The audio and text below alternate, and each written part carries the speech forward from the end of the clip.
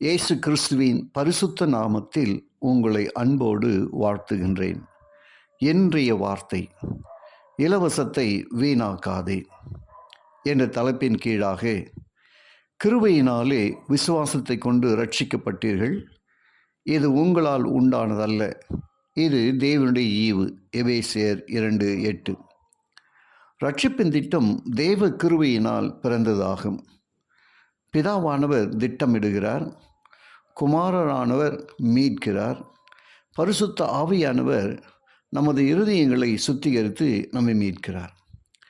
நம்மை நாமே ரட்சித்து கொள்ள நமக்கு திராணி இல்லை. நம்மை கட்டி இருந்த பாவத்தின் அதிகாரத்தை நாமாகவே ஒருபோதும் முறித்திருக்கவும் வாய்ப்பில்லை. ஆதாம் தேவனுக்கு கீழ்ப்படியாமல் பாவத்தில் மூழ்கினதால் நாமும் பாவத்தில் விழுந்து போனோம். இரண்டாம் ஆதாமாகி இயேசு கிறிஸ்து சிலுவையில் மரித்தபோது நமது பிரியமுள்ள ஜனமாகிய நமது பாவங்களை தீர்த்தார். நாம் தேவனால் தண்டிக்கப்படுவதற்கு தகுதி உள்ளவர்களாய் இருக்கிறோம். நாம் ரட்சிக்கப்பட வேண்டுமானால் அது அவரது கிருபையினால் மட்டுமே கூடும். நமது சொந்த நற்கிரியைகள் நம்மை ஒருபோதும் ரட்சிக்க முடியாது. ஒருவரும் பெருமை பாராட்டாதபடிக்கு அது கிரியைகளால் உண்டானதல்ல. எபேசியர் 2:9. கிருபையின் தேவ கரத்திலிருந்து ரட்சிப்பை நாம் இலவசமாய் பெறுகிறோம்.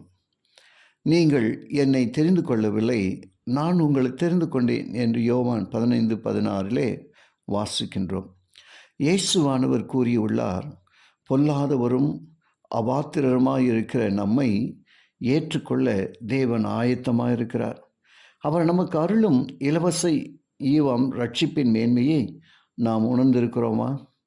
அடையாளங்களினாலும் அற்புதங்களினாலும் பலவிதமான பலத்த செய்திகளினாலும் நம்முடைய சித்தத்தின்படி பகிர்ந்து கொடுக்க பரிசுத்த ஆவியானவர் வரங்களினாலும் தேவன் தாமே சாட்சி கொடுத்ததுமாயிருக்கிற இவ்வளவு பெரிதான ரட்சிப்பை குறித்து நாம் கவலையிட்டிருப்போமானால் தண்டனைக்கு எப்படி தப்பித்து கொள்ளுவோம்? எபிரேயர் 2:4. நமது ரட்சிப்புக்காக பரலோகம் என்னவெல்லாம் செய்திருக்கிறது என்பதை இந்த வசனங்கள் இரத்தின சுருக்கமாக நமக்கு முன் வைக்கிறது. நாம் அடைந்த எவ்வளவு பெரிதான ரட்சிப்பை பிறர் அடைந்திட நாம் இன்று என்ன செய்கிறோம்? இலவசமாய் அவருடைய கிருபையினாலே கிறிஸ்து இயேசுவில் உள்ள மீட்பை கொண்டு நீதிமான்களாக்கப்படுகிறார்கள். ரோமர் 3:24. ஜெபிப்போமா? கிருபையுள்ள நல்ல பிதாவே, உம்மை நன்றியோடு துதிக்கிறோமே, நாங்கள் ஸ்தோத்திரிக்கிறோம். இன்றைய வார்த்தையின் வழியாய் நீர் எங்களோடு கூட இடைப்பட்டதற்காய் ஸ்தோத்திரம் அப்பா. கேட்ட ஒவ்வொருவரையும் நீங்கள் ஆசீர்வதிங்க, ஒவ்வொரு குடும்பத்தையும் ஆசீர்வதிங்க.